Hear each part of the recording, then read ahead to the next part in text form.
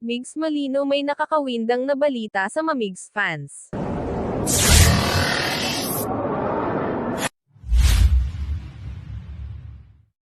Archika for today Bunso Migs Malino may nakakawindang na balita na talagang gugulat sa kanyang Mamigs fans.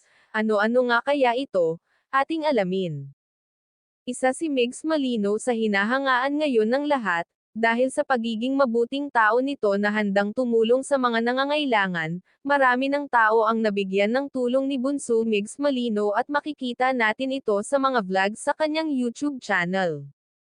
Nakilala din natin si Bunso Migs Malino, dahil kay Mahal na nakasama niya ng matagal na panahon.